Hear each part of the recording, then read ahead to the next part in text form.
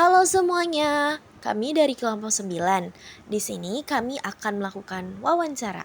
Kira-kira siapa ya yang jadi narasumbernya? Simak video wawancara kita ya teman-teman. Selamat menyaksikan. Halo teman-teman. Halo. Aku Aisyah. Aku Farhan. Dan hari ini kita bakal wawancarai salah satu tokoh inspiratif dan terkenal nih teman-teman. Kamu boleh perkenalan diri dulu Om? Oke. Sebelumnya terima kasih ya udah diundang di wawancara kalian dalam tugas mata pelajaran bahasa Indonesia ya. Iya. Ya terima kasih banget sudah dipercaya katanya. Milihnya tokoh inspiratif, padahal saya nggak memberikan inspirasi apa-apa. Tapi bolehlah kita kenalan dulu. Nama saya Totos Rasidi, umur saya 52 tahun. Terus pekerjaan saya pemain atau aktor film dan lain-lainnya. Terima kasih.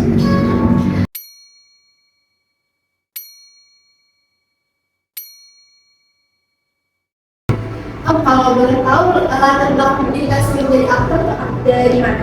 Jadi saya kan kebetulan kuliahnya di Institut Kesenian Jakarta di Taman Ismail Marzuki di Jakarta Pusat. Nah dari situlah saya mulai membangun kuliah itu menyenangkan di situ karena bukan persoalan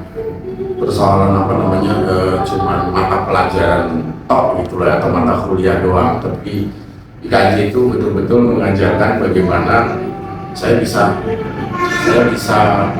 tahu bagaimana hidup dan kehidupan yang membuat saya berubah total hampir ya sekitar 180 derajat dari kehidupan pendidikan saya yang sebelumnya.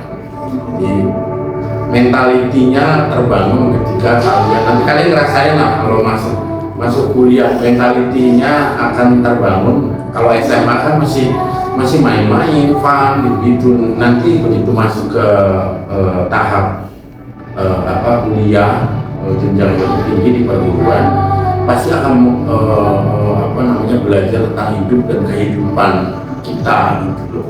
Dan itu nanti yang akan membuat kalian mentalnya terbangun gitu. Nah, Om, kalau boleh tahu, saya kan ada perkenalan sama sini ya, hanya pendidikan. Kalau boleh tahu nih, tempat tanggal lahir Om gimana sih? Saya lahir di Tegal, tanggal 24 Agustus 1971. Jadi ingat ya kalau 24 Agustus siap-siap kirim kado. Tapi saya itu cuma sampai SMP ya. SMA saya udah hijrah ke Jakarta. Jadi dari situ saya mulai setelah jenjang SMA baru kuliah. Nah, Om boleh ceritain nggak sih gimana tuh awalnya bisa jadi aktor gitu? Ya awalnya kan sebetulnya kalau anggapan orang biasanya ilmunya itu cuma 20% sebetulnya yang dipakai, tapi kemudian 80% adalah koneksi itu penting ya, kita kenal sama ini itu dan sebagainya sampai akhirnya saya dulu awal terlibat bukan sebagai pemain tapi di belakang panggung, di belakang layar sebagai asisten sutradara.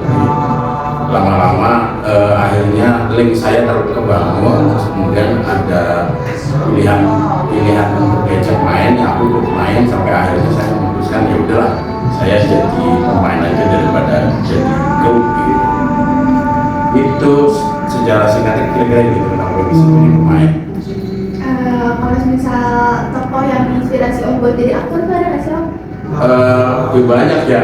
Kalau lokalnya tuh ya dari beberapa pemain yang punya latar belakang teater kayak PTN, terus kayak banyak sih, ada Yayu Undru, terus kemudian ada Slamet Raharjo. Jadi kebanyakan pemain-pemain yang punya latar belakang pendidikan teater. Om boleh ceritain nggak kenapa bisa tertarik sama teater gitu Om?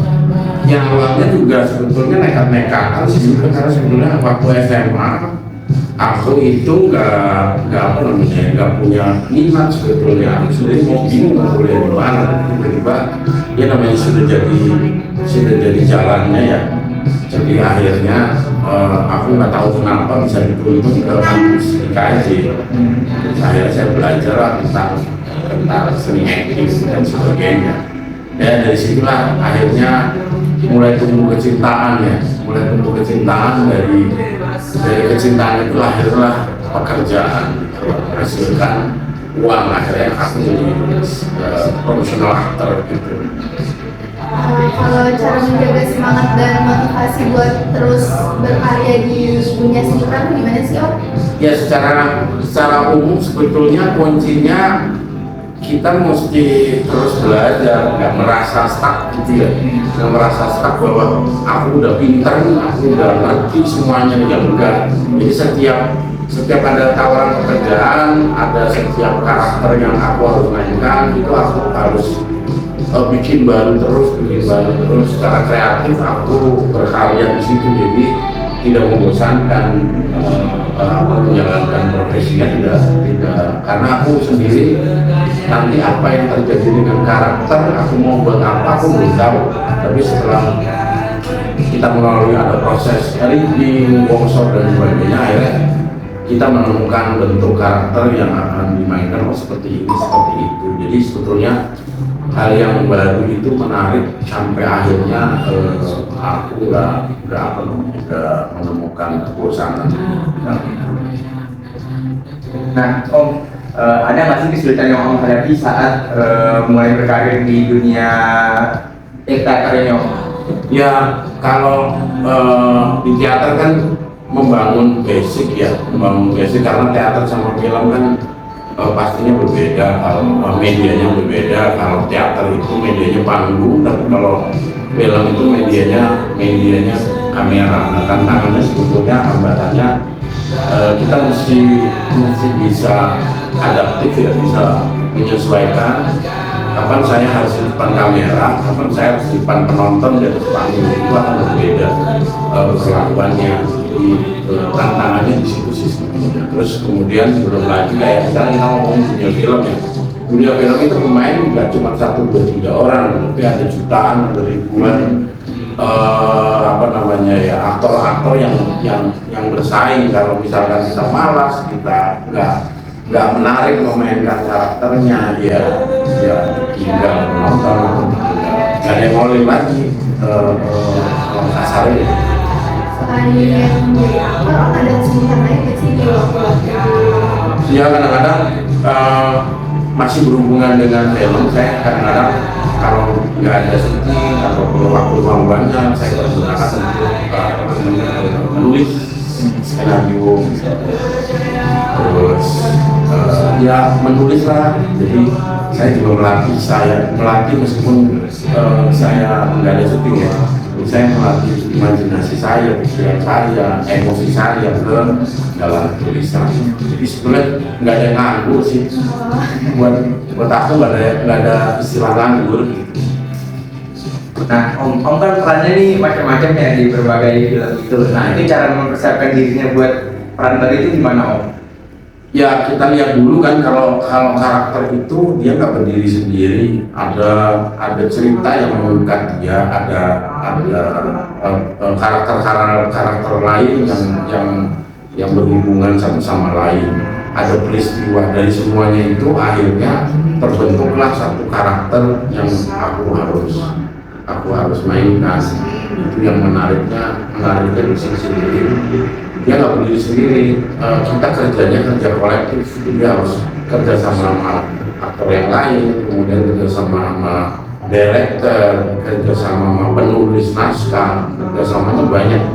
Terus belum lagi tuntutan produser untuk kalau produser kan pertimbangannya marketing ya, jualan. Jadi gimana karakter ini bisa menyenangkan orang, bisa punya kemampuan untuk menjual dirinya dalam tanda kutip sebagai seorang karakter. Ini kita ada pertanyaan terakhir nih buat Om Tatas. Ada pesan nggak buat anak-anak muda yang mau terjun ke dunia acting, yang nanti bakalan main film juga kayak oh gitu. Ya berarti buat Gen Z, milenial sama apa sih gennya apa lagi gen apa ya segala macam.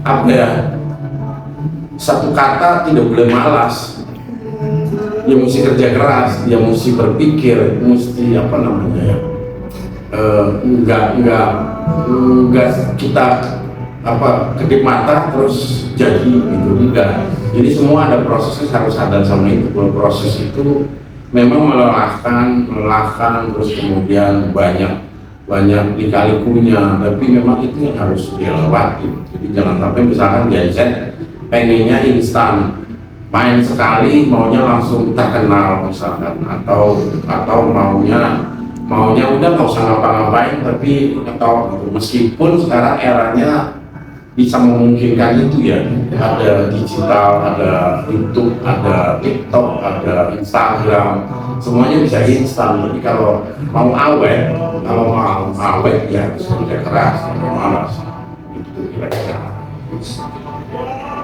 Nah, gini aja nih teman-teman dari kita buat wawancara yang ini. Semoga video ini bisa jadi pelajaran buat kita semua ya. Ya teman-teman, jadi intinya kita ini sebagai Gen Z kalau mau dapat sesuatu kita tuh nggak boleh nyerah dan harus selalu berusaha dan biar nggak stuck di situ-situ aja. Sekian dari kita. Assalamualaikum warahmatullahi wabarakatuh. Terima kasih. Thank you ya. Benar ya Om? Ya, ini kelompok tugasnya. Pendidikan sangat penting untuk mempersiapkan diri sebelum kita memulai karir. Dengan mengembangkan bakat yang kita miliki, kita dapat mencapai kesuksesan. Pengalaman yang kita peroleh juga membantu kita tumbuh dan berkembang. Usia bukanlah halangan untuk mengejar mimpi. Oleh karena itu, kita sebagai anak muda harus berjuang keras dan tekun untuk mencapai apa yang kita inginkan.